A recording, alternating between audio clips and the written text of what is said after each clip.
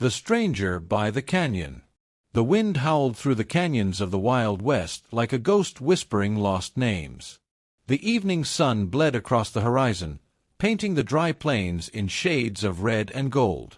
Dust swirled around the feet of a weary cowboy, his hat tilted low, his shirt torn and blood-stained. His name was Ethan Cole, a man once known for his quick draw and cold eyes. But now, his gun was heavy and his heart heavier. He had been riding for days, chased, hunted, wounded. A bounty hung over his head like a shadow. The land knew his story: a ranch burned, a brother lost, and a man wrongly accused. As his horse stumbled through the rocky path, Ethan's vision blurred. The world tilted. He fell hard onto the ground, the sound of his body hitting dirt echoing through the silent hills. For a moment, all he heard was his own heartbeat, slow and faint. Then, something. A cry. A woman's voice, soft but desperate, carried by the wind. "Help, someone, please." Ethan opened his eyes, forcing himself up. Through the thin trees and evening mist, he saw an old wooden shack, half hidden by boulders. The sound came again, from inside. He dragged his body closer, his hand resting on his revolver. Through a crack in the wood, he saw her. A young woman, tied to a post, wrists bruised, her face streaked with dirt and tears. She looked like she'd been there for days. Her torn dress told of struggle, her eyes of defiance. Ethan pushed the door open, slow and steady. The floor creaked beneath his boots. When she saw him, fear flashed in her eyes. "Who are you?" she whispered. He spoke with the voice of a man too tired for lies. "No one worth remembering." Her lips trembled. "They'll come back. Please, untie me before they do." Ethan didn't ask questions. His knife cut through the ropes. She fell into his arms, trembling, breathing fast. "Who did this to you?" he asked. "Outlaws," she whispered. "3 men. They took me from a stagecoach heading to Red Creek." Ethan's jaw tightened. Red Creek. That was the same gang that burned his brother's ranch. Fate had a cruel way of circling back. "Can you walk?" he asked. She nodded weakly. They slipped into the night together. Behind them, the shack glowed faintly from the lantern still burning inside. The stars above seemed to watch silently, as if aware that something had just changed in both their lives. By midnight, they found a small cave by the canyon's edge. Ethan gathered dry brush and lit a small fire. The girl sat beside it, hugging her knees, staring at the flames. "My name's Clara Dawson," she said after a long silence. "You saved me." Ethan didn't reply at first. He was cleaning the wound on his arm with whiskey and torn cloth. "You don't look like a savior," she said softly. He gave a tired smile. "That's because I'm not." She tilted her head. "Then why did you help me?" He looked at the fire, eyes distant. "Because once, someone didn't help when they could have. I've been paying for that ever since." The fire cracked. For a moment, neither spoke. Then Clara said, "You're hurt. Let me help." She tore a strip from her dress and wrapped it around his arm. Her fingers brushed against his skin, gentle and trembling. Ethan felt something stir inside him, a feeling he hadn't known in years. When she finished, he said quietly, "Thank you." A distant howl broke the silence. Wolves, or maybe worse. Ethan stood, checking his revolver. "They'll come looking for you," he said. "We need to move before sunrise." Clara looked scared. "You'll protect me?" He met her eyes. "I'll try." Hours later, as dawn broke, Ethan and Clara rode double on his horse through the silent desert. The sky was pink and gold, but danger rode close behind. Dust clouds rose far in the distance. The outlaws were tracking them. Clara held on tightly as the wind whipped her hair. "Why are they after you?" she asked over the sound of hooves. "Because I'm the only man who ever stood up to them," he said grimly. "And because they think I killed their leader." "Did you?" Ethan didn't answer.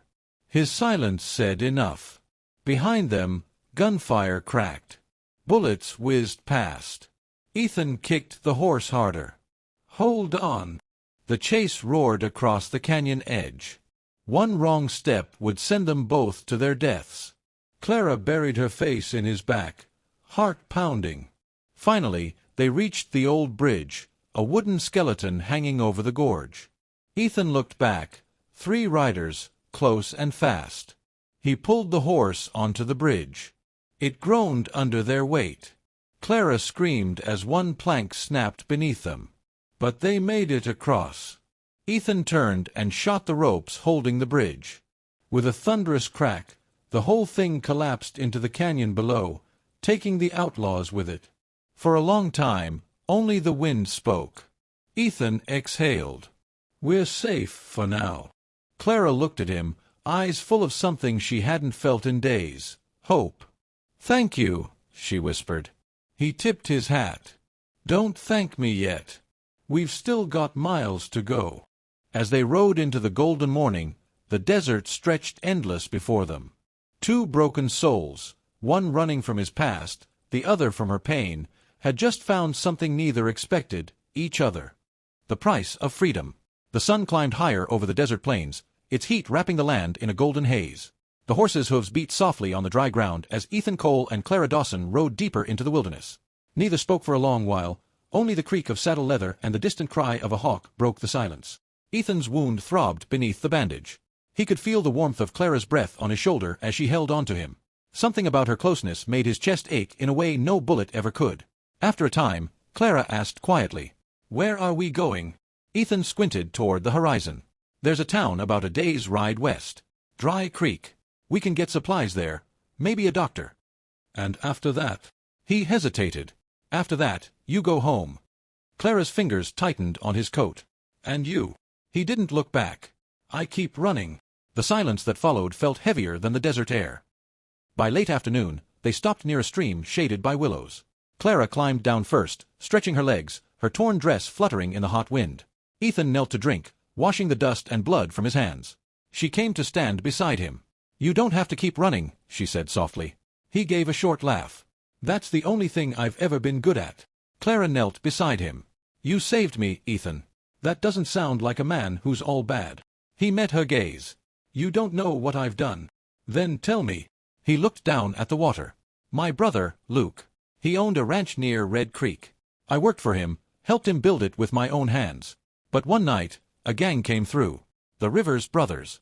They wanted land, horses, gold, anything they could take. Luke tried to fight them. They burned the ranch. He didn't make it." Clara's eyes softened. "I'm so sorry." Ethan's voice turned cold. "I hunted them down. Every last one. Except their leader, Jonas Rivers. I found him one night in a saloon. We drew our guns at the same time. I shot first." He paused. "They called it murder. The law said I killed him without cause." "So you ran," Clara whispered. He nodded. "Been running ever since." She reached for his hand. "You were just trying to make it right." He didn't answer, but her touch lingered in his mind long after they rode again. That night, they camped beneath a canopy of stars. The sky stretched endless, a sea of light and shadow. Clara sat by the fire, humming softly to herself. Ethan sat across from her, hat tipped low, pretending to sharpen his knife though his eyes kept drifting toward her. The flames danced across her face, softening the lines of exhaustion and fear. For the first time since he'd found her, she smiled. "You ever been in love, Ethan?" she asked suddenly. He almost smiled. "Once. A long time ago. She married someone better." Clara looked into the fire. "Maybe she didn't deserve you." He chuckled quietly. "No one ever said that before." She looked up at him then, her eyes shimmering. "I'm saying it now." For a moment, the desert felt still. The world shrank to the sound of the fire and their heartbeats. Ethan wanted to look away, but couldn't. Clara broke the silence. "When this is all over, what will you do?" Ethan looked at the stars. "If I live long enough, maybe find a small place somewhere. Raise horses. Sleep without a gun by my bed." She smiled softly. "That sounds like peace." He met her gaze again. "What about you?" "I just want to feel safe again," she whispered. "And to be with someone who doesn't see me as weak." Ethan's eyes softened. "You're not weak, Clara. I've seen strong men fall apart faster than you." A gentle wind blew across the fire. She leaned closer. "Then stay with me, Ethan. Don't keep running." He looked at her, really looked at her, and in that instant he wanted to believe he could. But the sound that came next shattered that fragile moment, the distant thunder of hooves. Ethan stood fast, pulling Clara to her feet. "They found us," he said. "How?" "Doesn't matter. We move." They grabbed what little they had and mounted the horse. The desert night was alive again, with danger, with pursuit, with the ghosts of the past refusing to die. The moonlight revealed shadows riding fast behind them, the Rivers gang, or what was left of them. Clara clung to Ethan as he spurred the horse toward the cliffs. Gunfire echoed through the valley. Sparks flew from rocks as bullets hit close. Ethan turned and fired back twice. One man dropped. But there were too many. "Hold on," he shouted. The horse leapt over a narrow ravine, barely landing on the other side. Clara screamed, but Ethan didn't slow. They reached a dead end, a cliff overlooking the canyon. Below, the river roared like thunder. "We're trapped," Clara cried. Ethan looked down, then at her. "No, we're not." He pulled her close. "Trust me." Before she could speak, he kicked the horse forward, straight off the edge. For a heartbeat, they were weightless. Then the cold river swallowed them whole. When Clara opened her eyes, she was lying on the riverbank. Her dress clung to her hair wet and tangled. Beside her, Ethan lay motionless. She crawled to him, shaking his shoulders. "Ethan! Ethan, wake up!" He coughed, spitting water, gasping for breath. She laughed through tears. "You're alive." "Barely," he muttered, sitting up. "That was either the stupidest or bravest thing I've ever done." "You saved us again," she said, smiling. He looked at her, wet hair framing her face, sunlight breaking through the clouds above her. "You make it sound like a habit," he said. She reached out, touching his cheek. "Maybe it is." They found a small cabin later that day, hidden deep among the pines. It looked abandoned, but the roof held, and the fire still worked. For the first time in days, they could rest. Clara tended his wounds again while he watched her silently. Every touch was gentle, every look full of something neither dared name. "Ethan," she said softly, "you could stay here. No one would find you." He frowned. "And what about you?" She looked down. "I don't have anywhere to go. My father was on that stagecoach. He didn't survive." Her voice broke. "You're all I have left." Ethan's heart clenched. He reached out and lifted her chin. "You deserve a better life than this." She smiled faintly. "Maybe this is the life I want." He couldn't answer. Instead, he brushed a strand of hair from her face, and for a moment, the world went quiet. Then, outside, the sound of a twig snapping froze them both. Ethan grabbed his gun. "Stay here." He stepped to the door, moving like a shadow. Through the crack, he saw them, 3 riders, moving slowly through the trees. The same men from the canyon. Jonas Rivers's brother rode at the front, his voice carrying through the pines. "Cole, we know you're here. You took my brother, now I'm taking you." Ethan turned to Clara. "There's a back window. Run when I say." "No," she said, trembling. "I'm not leaving you. Clara, I won't." He looked into her eyes, saw the same fire that had once burned in his own. He nodded once. "Then stay low." The first bullet shattered the window. Ethan fired back, hitting one rider clean off his horse. The others scattered, circling the cabin. Gunfire tore through the walls. Smoke filled the air. Clara ducked behind the table, praying under her breath. Ethan kicked the door open and stepped out, revolver blazing. The sound echoed through the valley like thunder. He hit one, then another. But the last man caught him off guard. A shot rang out. Ethan staggered, blood blooming across his chest. "No!" Clara screamed. She ran to him, catching him as he fell. The final outlaw aimed his gun again, but before he could shoot, Clara grabbed Ethan's revolver and fired. The man dropped where he stood. The silence that followed felt eternal. Clara looked down at Ethan. "You're going to be fine. You have to be." He smiled weakly. "Guess, you saved me this time. Don't talk. Please." He coughed, blood staining his shirt. "Listen to me. You've got to go. There's a horse out back. Ride to Dry Creek." Tears streamed down her face. "I'm not leaving you." His voice was fading. "Clara, sometimes running isn't weakness. It's surviving." She pressed her forehead to his. "Then we run together." He tried to laugh, but it came out as a sigh. "Oh, you're stubborn. And you love that," she whispered. His eyes softened. "Yeah." Hours later, the storm passed. The fire in the cabin burned low. Ethan lay against the wall, his breathing shallow but steady. Clara sat beside him, her hand in his. The morning light crept through the broken window, touching his face with gold. Outside, the desert was quiet. The wind moved through the pines, carrying away the smell of smoke and gunpowder. Somewhere far above, a hawk cried, wild, free, and endless. Two souls who had lost everything had found the only thing worth keeping. Love, raw, untamed, and strong enough to survive even the Wild West.